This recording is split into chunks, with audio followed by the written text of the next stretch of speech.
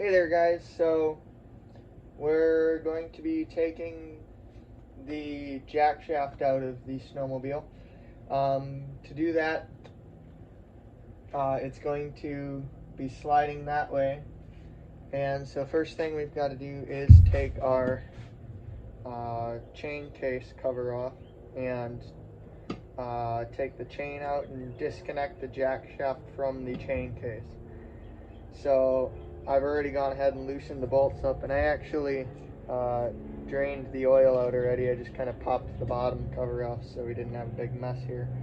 But there's 3 bolts in here, and the only way to get the oil out is to take the cover off. All it is this little seal in here, and I did already go ahead and take the bolt out too that holds this top shaft in. So he would normally look like that, but we're going to take our cover and set it off to the side.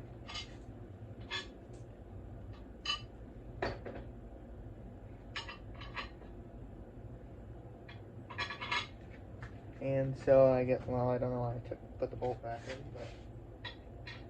but dramatic effect. So then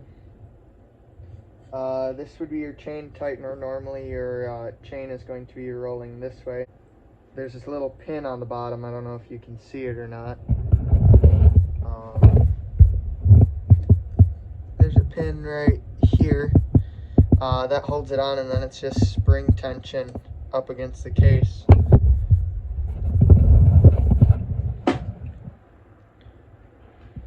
So all you got to do to pull that out is kind of push it back and slide it out. That's all there is to it. Now this one doesn't have a lot of wear. I'm not sure how well you guys can see that in the light. There's a little bit of a groove, but with how thick this is, I'm not worried about it. I have new ones, but I don't know. Another good thing to replace is these seals. You can kind of see, if we can focus on it, how weather cracked that is, and I think the seal is like $7. So we just kind of take it and chuck that at the dog.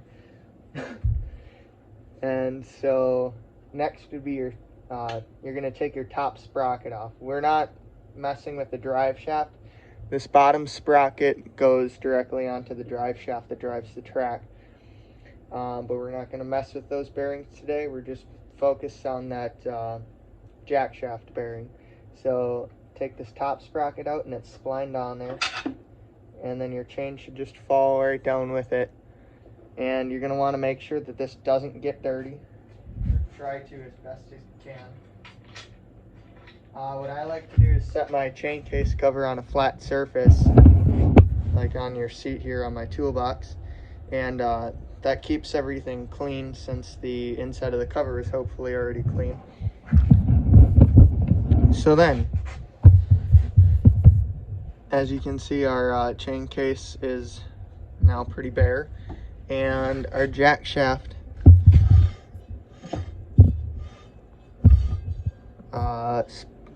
spins freely.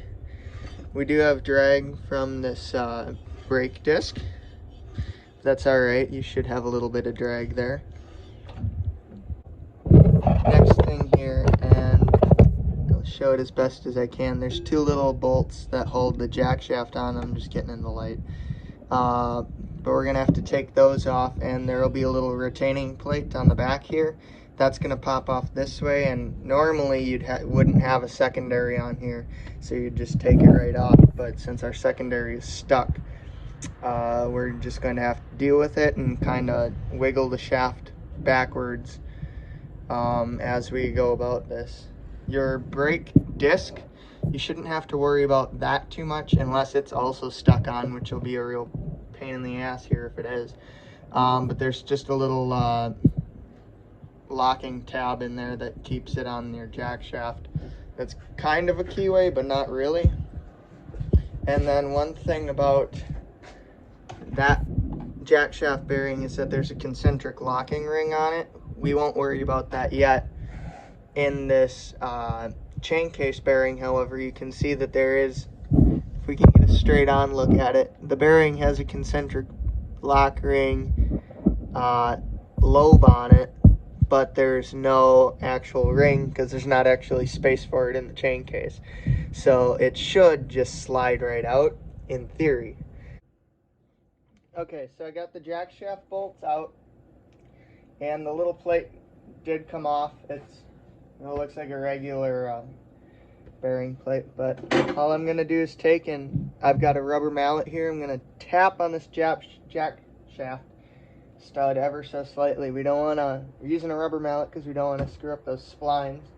And we're just gonna hope it goes out nice and easy, that this brake disc isn't jammed on here.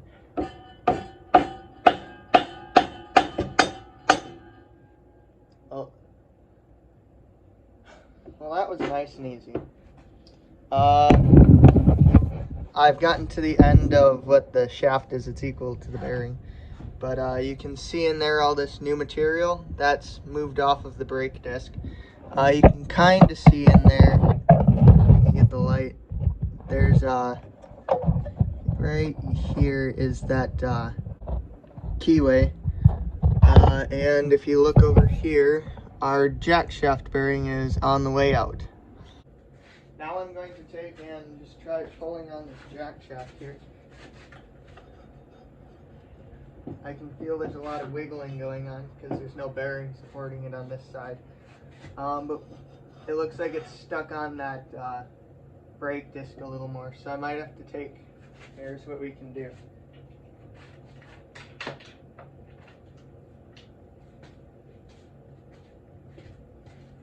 We're going to take and thread this bolt back in that went in here. Use just a 1/2 inch. Oh, that was a 9/16. Sorry about that.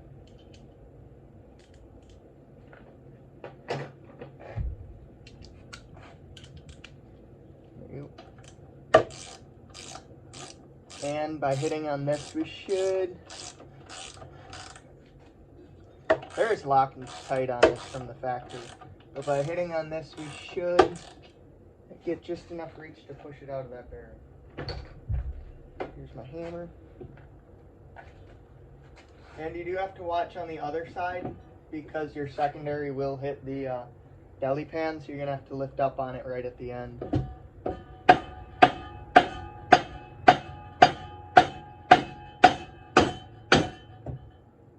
And I have it rotated so that way our keyway on the brake disc is up. That way it doesn't fall out and lose it in the belly pan.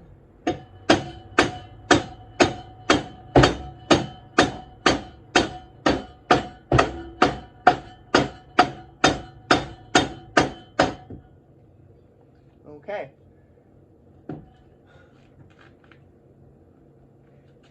We are to the point now where we're hitting the belly pan with the secondary. So what I'm going to do for that is shove something in between secondary sheaves. I should have done that before because it would have been a lot easier. Okay, so as I was trying to open these secondary sheaves, wiggling it around, I lifted it up and it just pulled it right out. There's probably an 1/8 inch left. We're gonna take our 1/2 moon key and try, well, he's pretty stuck in there, so I'm not too worried about it. But we will still need to take and open up this secondary because currently it's hitting. Basically, you're gonna have to take and wiggle this out of here. That's gonna be a lot harder than I thought. So I've come now to the realization that we've basically gone through all that work for not much so far, opening up the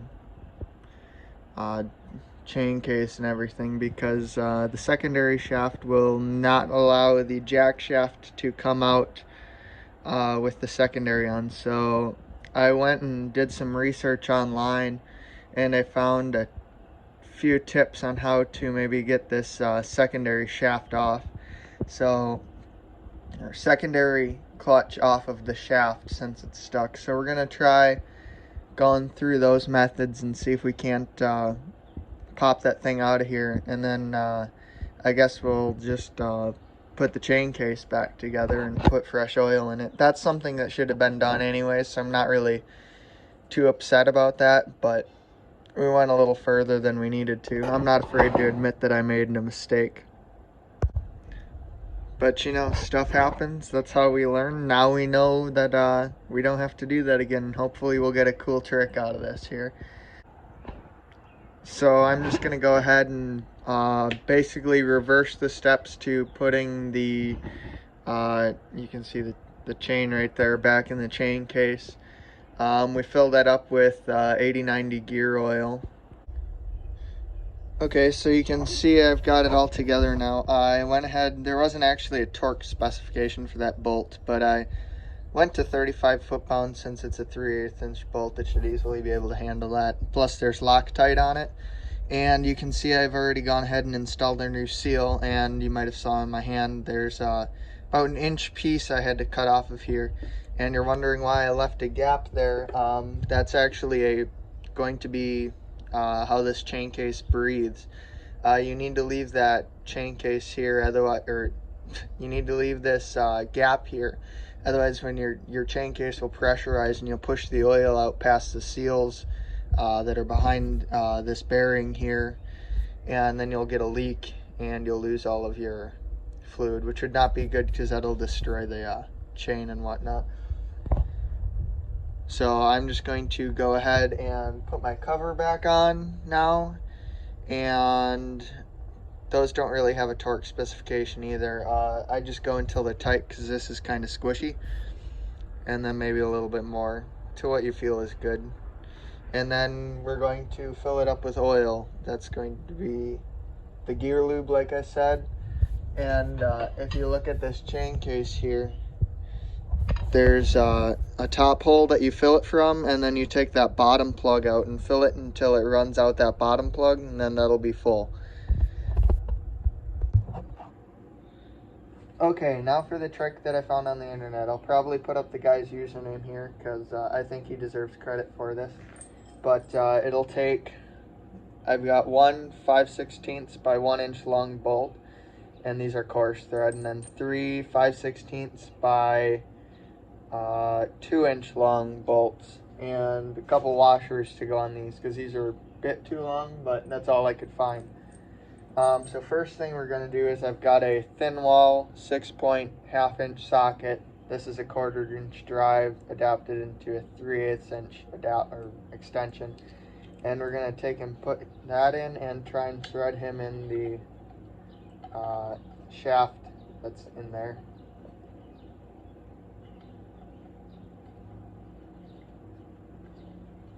So the idea for this is to have us have something that we can center this extension on, which I think we got it here. It'd be pretty cool if we did. Yeah, well, looks like it grabbed it. So you want to thread that in as far as we can go.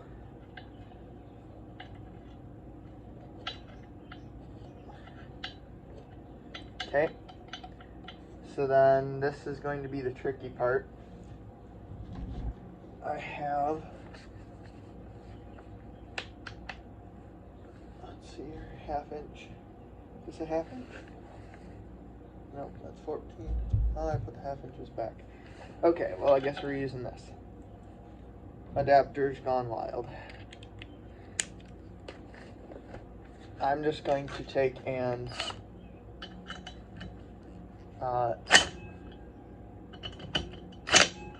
loosen these up, and there we go, just so I can get this guy here. You don't want to take these out all the way because there's the secondary spring in here, so it's under spring tension.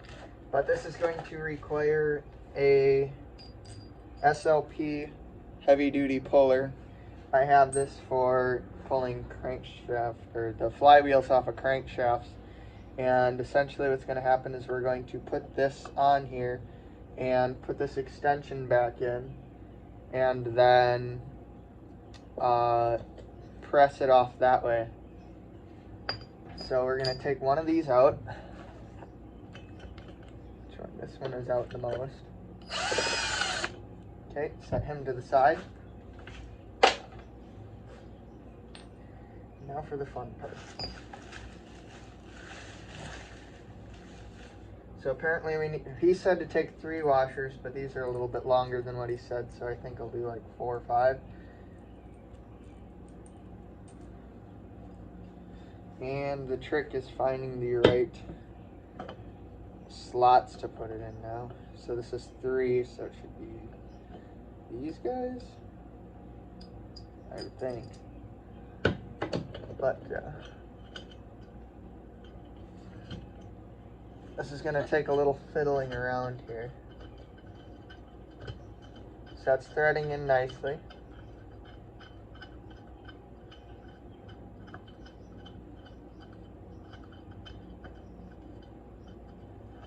Okay, and we're going to just take and flop them over like that. Now I've never done this before, so you guys are learning right along with me. So he's snug, just fingered. And we're going to take the second one out.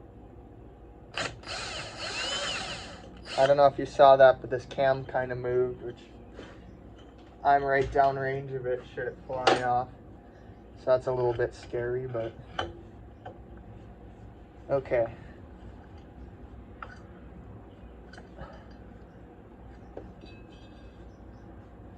I'm just going to take and rotate him that way.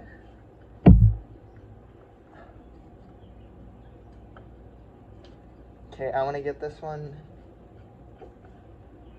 I'm not exactly sure what the best way to do this is, because I don't want to have it only be held on by one, but that might be what we have to do here, because I don't see any other way. So let's just pop this guy off here quick. I will snug this down just a little bit. Okay, you saw that drew it up. Pop this off. Okay. No damage yet. Let's see if we can roll this over.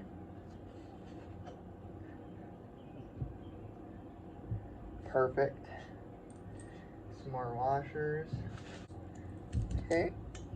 And that lined up just perfect. And you do want to make sure this puller is actually the identical, same size as this hub, so that makes it super easy here. And I'm just going to run this in quick. Actually, I'm going to turn it so I can get to this back bottom one here. And the next one, put our extra hardware back in the bag. And there he goes. Oh wow, this is just going to be cherry. I hope this works pretty good. Okay.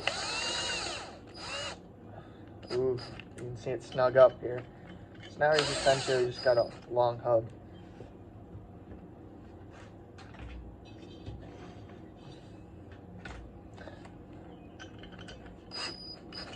Okay, so those are snug. Now, that was actually the extension I was using. But the idea is that we take in, well, that's not cool.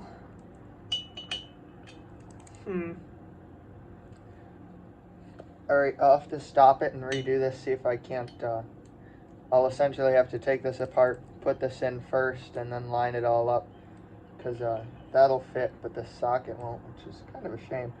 But essentially the idea is that this sits in there, and then our puller bolt will go in and press on this. So it's actually nice that that sits there, but this socket kind of sucks. Okay, so now you can see that that extension's just sitting there in the bottom of our puller. So I'll just take and thread this puller bolt in here, which it helps keep this lubed up, but I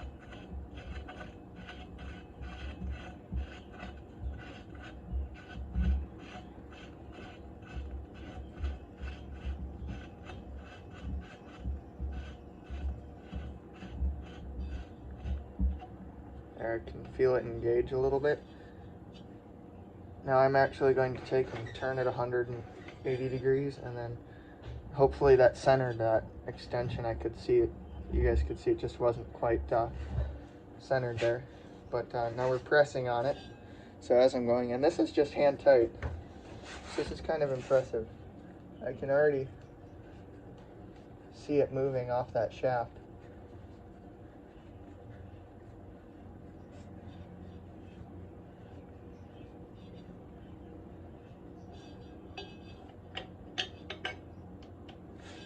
Here we go.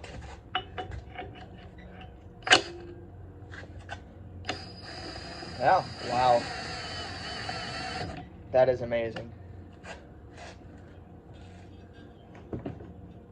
Okay, so now we've reached the end. We're going to have to actually take and push this secondary open. Oh, we want to go backwards.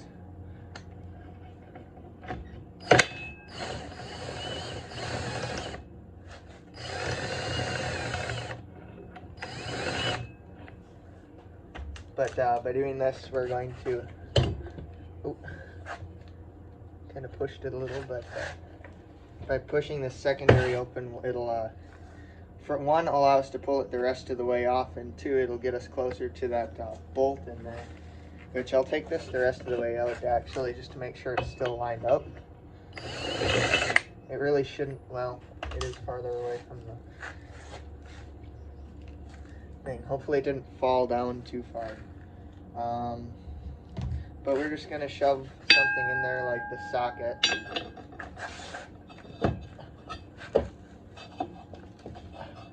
Now let's see, it did fall in. We just need a longer 3/8 inch extension, that's all. Well, looky here, I found one. So we're just gonna shove it in there. Oh, much better. So hopefully that keeps us lined up. Still not really. Huh. So basically our goal is just to get these sheaves to open up any bit that we can.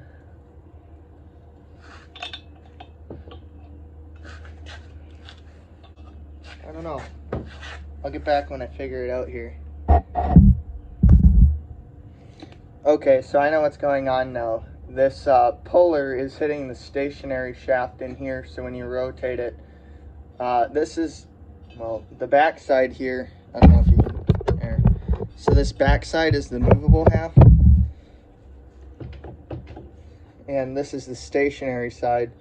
What's happening is the stationary has the shaft that comes in here, and the movable shaft moves on that, but this puller's in the way, so we're gonna have to take that off and hope we pulled it out enough to wiggle it the rest of the way out, or somehow find another way to put this puller back on, maybe with the sheaves pried open, and then you can reinstall the puller. It just won't be sitting flush with this surface anymore.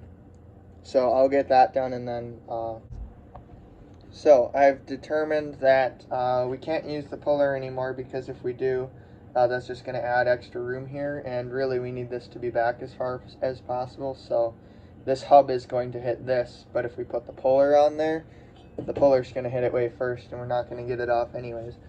So I guess the next thing to do is stick a pry bar behind here, and maybe just we can leverage it off that way. But one thing you do want to keep track of is there's those shims back here. They're on the jack shaft behind this. You want to keep track of how many are in those, how many are there, and then there's going to be a little washer thing also with it. That should be the first one on the shaft. But I guess we'll see if we can get this off here now. We'll just stick this down here.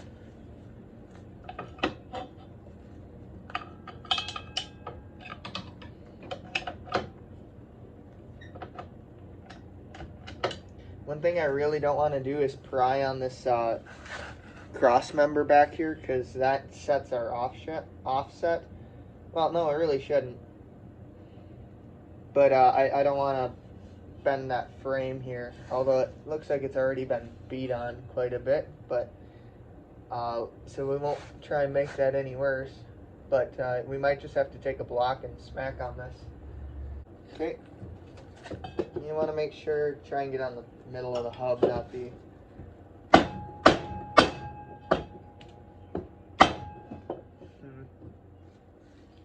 that didn't really budge it at all. Well, we're like halfway there.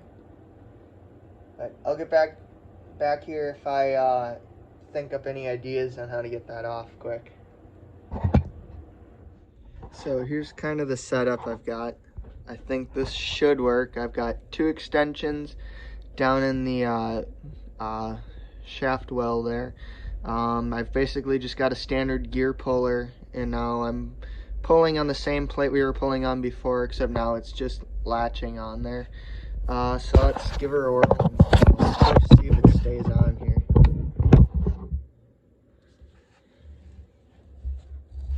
Okay.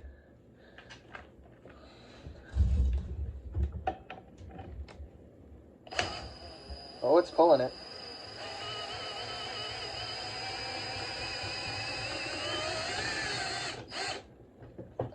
I think we've got success. There we go. Okay. Now our one issue is that bolt that we have down in there is stuck on there. So I'm going to just take and unscrew that with this. And this thing should just fall right off. And there's the bolt. We have success. Secondary's off. That was a pretty hard one. But yeah. I'm not sure if I want to clean. Really? Why? I don't know why this was so hard to get on and off. But we got to replace this bearing yet. And I mean, this is all wet. You can see that on my fingers. So that's interesting. While we're down here with the secondary off, I think we're going to go ahead and, if you can see that in there, that's a speedometer drive. I mean, since we're here, I think I'm going to take that off and just grease up the gears that are inside there, because it's, well, been 40 years. And same thing with the secondary here. Shit just rusts together. But let's see. I just kind of put this back on here to hold this. We got lucky. That fell in the engine tray. There we go. Okay. And I don't know if I mentioned it before, but you need to keep track of all these shims on here. Looks like we've got, you see that here? Focus. 1, 2, 3, 4, 5, and then the spacer washer. Yeah, I don't know if you can see it in there. It's kind of beveled to go onto this shaft here. So this has to go on there, and then you can also see there's 2 different thicknesses of shims. So we've got 4 big ones and 1 thin one. Not sure where we'll put those yet. Kind of want to keep those all together here. Okay. So then this bearing that we're after. Well, okay, so that's supposed to be a concentric locking ring, but obviously it wasn't locking too much. You can see where it was kind of chipped off there. And, oh, well, the sign from God was right. This thing is locked tight. So I guess we were just spinning on the shaft here. Oh, I can kind of feel a little bit of a groove there. That's not good. But it's not too bad, so I think we should be able to run it. I don't know, depends on how bad the groove is on this side here. But we'll get into that, and hopefully you can see just how nasty this is. Yeah. Now, you know, looking back on it, super glad we did this, because we would have destroyed this shaft. And then, you know, have to go digging around in it in the middle of winter if you want to keep riding. But at that point, for me, that's sled gets parked for like July this time of year.